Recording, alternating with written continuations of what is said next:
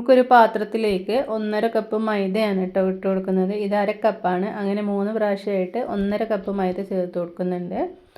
ആവശ്യത്തിന് ഉപ്പും ഒരു 2 ടേബിൾ സ്പൂണ് ഓയിലും കൂടി ഒഴിച്ച് കൊടുക്കുന്നുണ്ട്. ഞാനിവിടെ സൺഫ്ലവർ ഓയിലാണ് ഒഴിച്ച് കൊടുക്കുന്നത്. എന്നിട്ടിത് ചെറു ചൂടുള്ള വെള്ളത്തിൽ ഒന്ന് കുഴച്ചെടുക്കാം. ചെറിയ ചൂടല്ല, എന്നാൽ അത്യാവശ്യം ചൂടുണ്ട്. ചൂടുവെള്ളത്തിലൊന്ന് കുഴച്ചെടുത്തിട്ട് നമുക്കിത് മസാല റെഡിയാകുന്ന ആ ഒരു ടൈം വരെ ഇതൊന്ന് മാറ്റി വെക്കാം. കുറേശ്ശെ വെള്ളം ഒഴിച്ചിട്ട് ഒന്ന് കുഴച്ചെടുക്കാം കേട്ടോ. നോമ്പൊക്കെ തുറന്നു കഴിഞ്ഞിട്ട് നമ്മൾ ചായ കുടിക്കുന്ന ആ ഒരു ടൈമിലുള്ള ആ ഒരു സമയത്ത് നമുക്ക് ഈ ഒരു ഇത് ഉണ്ടാക്കിയെടുക്കുകയാണെങ്കിൽ കറിയൊന്നും കൂടാതെ തന്നെ നമുക്കിത് കഴിക്കാവുന്നതാണ്. നോമ്പ് തുറക്കുന്ന സമയത്ത് നമുക്ക് ചായക്കൊപ്പം ഇത് കഴിക്കാൻ അടിപൊളി ടേസ്റ്റാണ് കേട്ടോ. അപ്പോൾ മാവ് കുഴച്ചെടുത്തിട്ട് ഒന്ന് മൂടി വെക്കുന്നുണ്ട്, ഡ്രൈ ആവാണ്ടിരിക്കാൻ വേണ്ടിയിട്ടാണ്. കഴുകി എടുത്തിട്ടുള്ള കുറച്ച് ചിക്കൻ ഞാനിവിടെ എടുത്തിട്ടുണ്ട്. ഒരു 300 ഗ്രാം ചിക്കൻ എടുത്തിട്ടുണ്ട് കേട്ടോ. ഇതിലേക്ക് ആവശ്യത്തിന് ഉപ്പും 1 ടീസ്പൂണ് മുളക് പൊടി ശരിക്കും ഇതിലേക്ക് ചേർക്കണ്ട കേട്ടോ. ഞാൻ മറന്ന് അങ്ങോട്ട് ചേർത്ത് പോയി. നിങ്ങൾ ഉണ്ടാക്കുന്ന സമയത്ത് മുളക് പൊടി ചേർക്കാണ്ട് കുരുമുളക് പൊടി മാത്രം ചേർക്കുക. 2 ടേബിൾ സ്പൂണ് തൈരും 1/4 ടീസ്പൂണ് ചെറിയ ജീരകവും മല്ലിയിലയും ഇട്ടിട്ട് ഉപ്പും ഇട്ടിട്ട് മഞ്ഞൾപ്പൊടിയൊക്കെ കൂടി ഇട്ടിട്ട് പിന്നെ ചിക്കൻ മസാലയും കൂടി ചേർത്തിട്ടുണ്ട്. എന്നിട്ട് വെള്ളം ഒന്നും ഒഴിക്കാതെ നമ്മളിത് ലോ ഫ്ലെയിമിലിട്ടിട്ട് ഇതാണ്ട് വേവിച്ചെടുക്കുകയാണ്. ഒരു 10 മിനിറ്റ് കഴിയുമ്പോൾ ഒന്ന് ഇളക്കി കൊടുക്കാം കേട്ടോ. അപ്പോൾ ഇതിൽ നിന്ന് വെള്ളമൊക്കെ ഇറങ്ങി വന്നിട്ടുണ്ട്. ഇനി ആ വെള്ളമൊക്കെ നന്നായിട്ട് പറ്റണം. നമ്മളിതിലേക്ക് ഓയിലോ വെളിച്ചെണ്ണയോ ഒന്നും തന്നെ ചേർത്ത് കൊടുത്തിട്ടില്ല കേട്ടോ.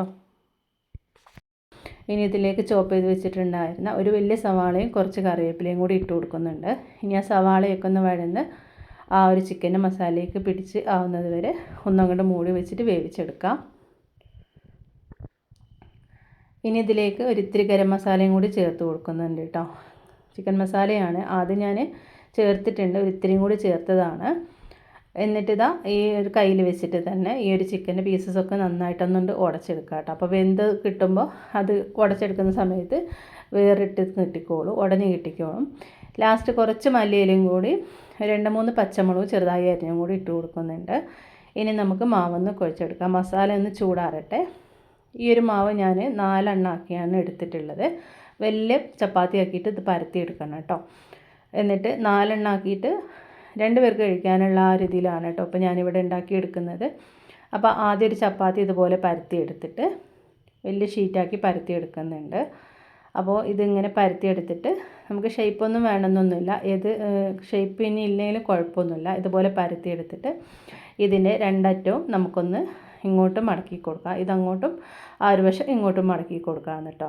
എന്നിട്ടൊന്ന് ഫോൾഡ് ചെയ്തിട്ട് ഒന്ന് മടക്കിയിട്ട് നമ്മൾ വീണ്ടും ഒന്ന് പരത്തിയെടുക്കുന്നുണ്ട്. ജസ്റ്റ് ഇത് ഇങ്ങനെ പരത്തണമെന്ന് വെച്ചിട്ടുണ്ടെങ്കിൽ ഒന്ന് ലെയറായി കിട്ടാൻ വേണ്ടിയിട്ടാണ് കേട്ടോ. നമ്മൾ ഫില്ലിങ്ങൊക്കെ വെച്ചിട്ട് നമ്മൾ ഉണ്ടാക്കിയെടുക്കുന്ന സമയത്ത് ഉള്ളിലൊക്കെ നല്ല ലെയറായിട്ടുണ്ടാവും.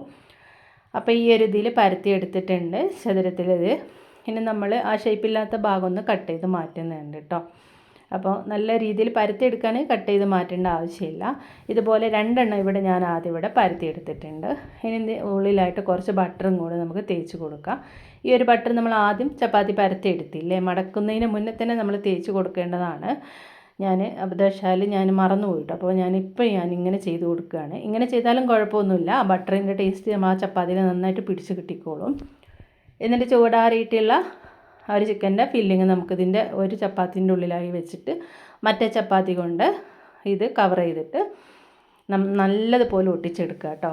ഞാൻ ഒട്ടിച്ചെടുത്തതിന് ശേഷം ഒന്ന് കട്ട് ചെയ്തെടുത്തിട്ടുണ്ടായിരുന്നു ഷേപ്പിലായി കിട്ടാൻ വേണ്ടിയിട്ട്. പിന്നെ നമ്മൾ എണ്ണ കുറച്ച് പാനിലേക്ക് ഒഴിച്ചിട്ട് ചുട്ടെടുക്കുന്ന സമയത്ത് ആ ഫില്ലിങ് ചെറുതായിട്ട് അതിൻ്റെ ഒരു വശത്ത് കൂടി പുറത്തേക്ക് വന്നിട്ടുണ്ടായിരുന്നു കേട്ടോ. ആ കട്ട് ചെയ്തപ്പോൾ ശരിക്കും കണ്ട് ഒട്ടിച്ച് കൊടുക്കാൻ മറന്നു പോയി. അപ്പോൾ ഉണ്ടാക്കിയെടുക്കുന്ന സമയത്ത് കണ്ടോ ഈ ഒരു വശം മാത്രം കേട്ടോ നല്ലതുപോലെ പ്രസ് ചെയ്ത് ഒട്ടിച്ച് കൊടുക്കുക കേട്ടോ.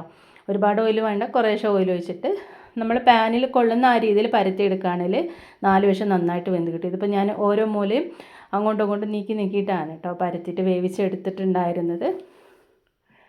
ഇതിങ്ങനെ ചുട്ടെടുക്കുന്ന സമയത്ത് ആ മസാലയുടെ മണം ആ ബട്ടറിൻ്റെ ഒക്കെ ഒരു സ്മെല്ലായിട്ട് അടിപൊളിയാണ്.